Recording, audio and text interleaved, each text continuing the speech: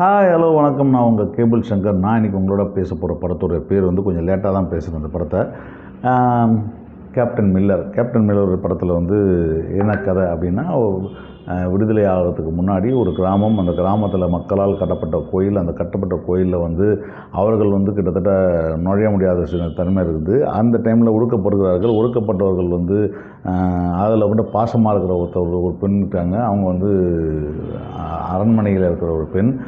அவங்க வந்து இந்த ஹீரோவை வந்து மேலே ஒரு சின்ன அன்பு காட்டிகிட்டு இருக்காங்க. ஆனால் அவருடைய அன்பை சொல்லலாம் போகும்போது அவருக்கு ஏற்கனவே கல்யாணம் ஆகியில் காதல் ஒன்று இருக்குன்ற மாதிரி ஒரு விஷயத்தை எஸ்டாப்ளிஷ் பண்ணோன்னே கொஞ்சம் வருத்தமாக இருக்கார். அந்த டைமில் வந்து நம்மளை எங்கேயே எல்லா இடத்துலையும் மதிக்க மாட்டேன்றாங்க. மதிக்காத இடத்துல வந்து நம்ம இருக்கிறத விட நம்ம வந்து இராணுவத்தில் போய் சேர்ந்துட்டால் பூட்ஸ் போடலாம், எல்லோரும் மதிப்பாங்க, வணக்கம் சொல்லுவாங்க, வெள்ளைக்காரங்க சமமாக வந்து பேசலான்ற ஆசையில் போகிறாரு. அப்படி போனவர் அங்கே அவர் சொந்த மக்களையே வந்து கொல்ல வேண்டிய கட்டாயமாகுது. அந்த கொல்ல வேண்டிய கட்டாயத்தில் ஒரு கில்ட்டியாக ஃபீல் பண்ணி அவர் என்ன பண்ணுறதுன்னு தெரியாமல் கிட்டத்தட்ட ஒரு கொள்ளைக்கார கும்பலோடு சேர்ந்து மில்லர் ஆகிடுறாரு. மில்லர் ஆகி அவர் வந்து மிகப்பெரிய ஒரு டான், கிட்டத்தட்ட ஒரு பெரிய டான் லெவலுக்கு ஆகிட்டுருக்காரு. அப்படிப்பட்டவர் வந்து திரும்பவும் ஊருக்கு வந்து அந்த ஊரில் அந்த கோயிலில் இருக்கிற ஒரு முக்கியமான பொக்கிஷத்தை வந்து வெள்ளைக்காரங்க எடுத்துகிட்டு போகிறாங்கன்னு தெரிஞ்சதுக்கப்புறம் அதை திருப்பி கொண்டு வந்து அங்கே வைக்கிறதுக்கான வேலையை வந்து பிளான் பண்ணுறாங்க. எப்படி பண்ணாங்களா இல்லையா, திருப்பி இவங்களாம் கோயிலுக்கு போனாங்களான்றது தான் கதை. இந்த கதை கேட்குறதுக்கு ரொம்ப சுவாரஸ்யமானதாக இருக்குது. கதையாக வந்து ஒரு நல்ல ஆக்ஷன் படத்துக்கு, பீரியட் படத்துக்கு எந்த விதமான குறையும் இல்லாதான் இருக்குது. அதே போல் தனுஷுடைய நடிப்பு வந்து மிகச்சிறப்பாக இருக்குன்னு தான் சொல்லணும். ஏன்னா அவருடைய ஒவ்வொரு கேரக்டர் டிரான்ஸ்லேஷனுக்கும் அவருடைய டெடிக்கேஷனாக உழைப்பு இருக்குல்ல, அந்த உழைப்பு வந்து மிகச்சிறப்பாக இருக்குது. அதில் இல்லைன்னே சொல்லக்கூடாது.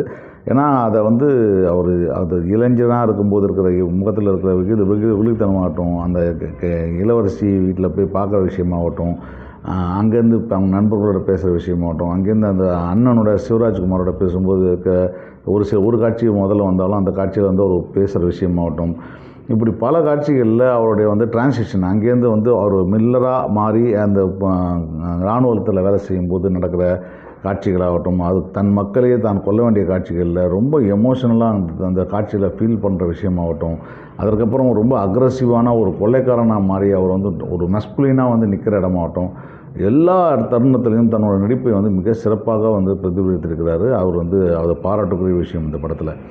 அதே நேரத்தில் வந்து இந்த படத்தில் மற்ற கேரக்டர்ஸ்லாம் என்ன இருக்குது அப்படின்னு பார்த்தீங்கன்னா, உண்மையாகவே வந்து சிவராஜ்குமார் கேரக்டர்லாம் வந்து திடீர்னு வந்து நீ தான் அந்த கூட்டத்தில் வரும்போது கொண்டுட்டேன்னு சொல்லிட்டு ஒரு தனது கில்ட்டி ஃபீலை ஏற்படுத்தி தான் அவர் வந்து கொலைக்காரனாக மாறுறாரு. ஆனால் அவர் வந்து கொஞ்ச நாள் கழிச்சு மீசை வச்சுட்டு நான் சாகலைன்னு சொல்லிட்டு வராரு.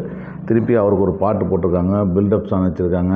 இது வந்து சிவராஜ்குமாருக்காக எழுதப்பட்ட கதையா இல்லை தனுஷ்காக எழுதப்பட்ட கதையான்னு தேவையில்லாமல் நிறைய விஷயங்கள் இருக்குது. இந்த படம் ஃபுல்லாகவே என்ன பிரச்சனைனா, இந்த கதை வந்து ஒரு இன்ட்ரெஸ்டிங்கான கதையாக இருந்தாலும் கூட அது சொல்லப்பட்ட விதம் திரைக்கதை வந்து மிக கோர்வையாக எழுதப்படலன்றது தான் விஷயம்ன்றது தான் இந்த படத்துடைய மைனஸாக எனக்கு படுது.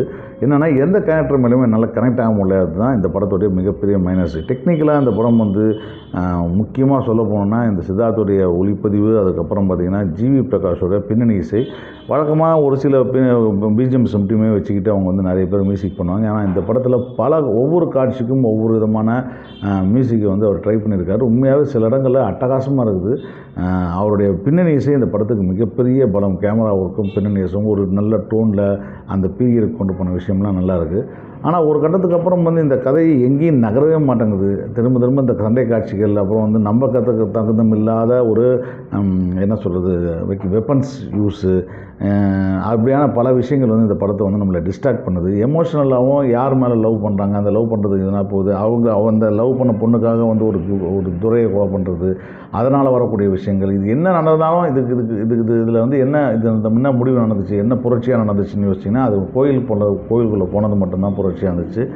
ஆனால் அதற்கப்புறம் நடக்கக்கூடிய விஷயங்களுக்கு வந்து பெரிய ஒரு எமோஷனல் கனெக்ட் இல்லாதது தான் இந்த படத்துடைய மிகப்பெரிய மைனஸ். கொஞ்சமாவது இந்த படம் வந்து முதல்லேருந்து கடைசி வரைக்கும் யார் மேலே வந்து சண்டை போடுறாங்க, யார் மேலே வருத்தப்படணும், யாரோடய நான் வந்து ஃபாலோ பண்ணுன்ற விஷயத்தை வந்து தெளிவாக சொல்லியிருந்தாங்கன்னா இந்த படம் வந்து ஒரு மிகப்பெரிய வெற்றி அடைகிறதுக்கான வாய்ப்புகள் எல்லாம் இருந்துச்சு.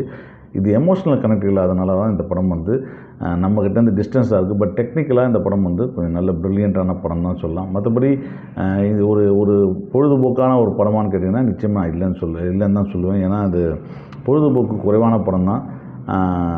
மற்றபடி ஒவ்வொரு காலகட்டத்திலேருந்து இன்னொரு காலகட்டம் போகிறதுக்கு வந்து டிரான்சிஷனுக்கு எவ்வளோ விதமான காட்சிகள் நம்ம எழுதி அந்த டிரான்சிஷனை வந்து பண்ணலாம். இப்போ நாயகனில் ஆரம்பிச்சிங்கன்னா ஒரு பீரியட்லேருந்து இன்னொரு பீரியட் மாற்றுறதுக்கு ஒரு ஒரு விநாயகர் சதுர்த்தியை வந்து ஒரு ஐடியா வச்சு அந்த ஐடியாவிலேருந்து அந்த அடுத்த ஐடியாவுக்கு ஷிஃப்ட் ஆகிட்டே இருப்பாங்க.